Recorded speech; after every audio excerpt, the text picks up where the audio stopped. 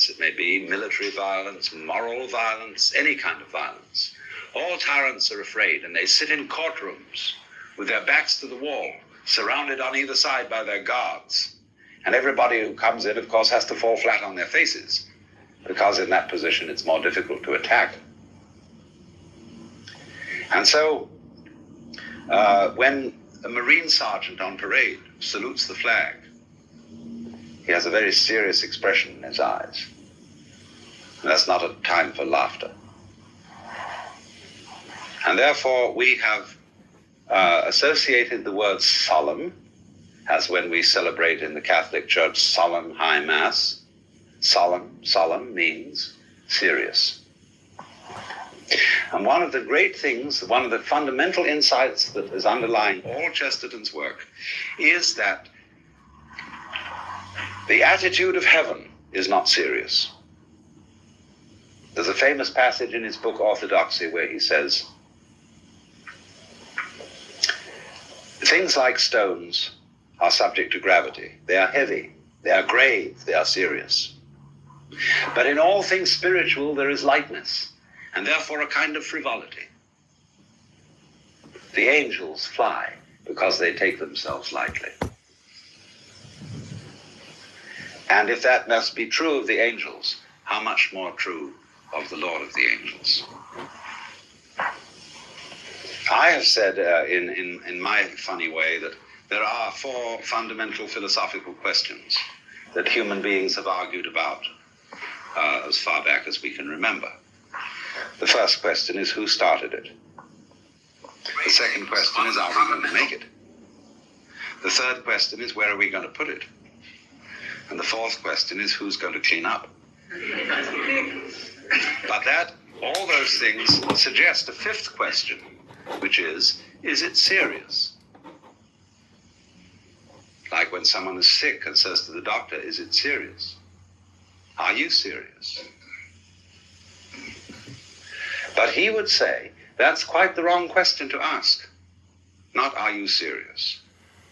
Because that would mean, are you grave? Are you heavy? Are you ponderous? Are you solemn? And if that must be true, and in all these senses, he would equate that with a kind of lack of spirituality. And it's much better to ask people not, are you serious, but are you sincere? In other words, are you with it? As we say in more current American slang. So from his view, the world is fundamentally not serious. It is sincere. And beyond that, to go on to the higher mystery of his insight, the world is basically nonsense. Now, what do we mean by that?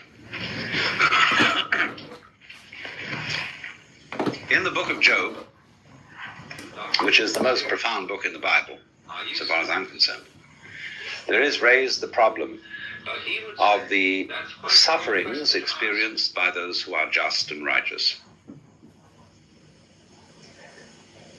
And Chesterton has written a great deal on the book of Job. And without quoting him directly, I'm going to summarize what I've learned from him about this book, because this is really very important about this whole theme. The prelude to the book of Job is in heaven.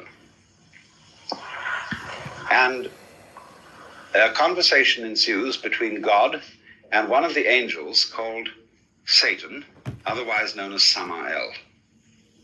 The word El on the end of a name of an angel like Gabriel, Raphael, Uriel, and so on means divine being,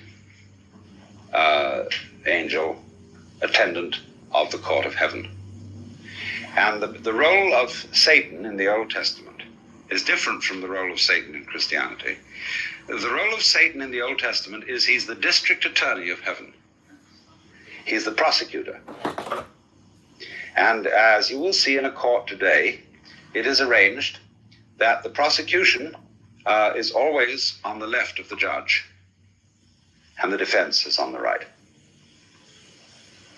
So at the left hand of God, a situation which is not mentioned in the creed, there is, of course, the prosecutor. At the right hand of God, for he sitteth at the right hand of the Father, is our only mediator and advocate, Jesus Christ, because he's the counsel for the defense. And he happens to be the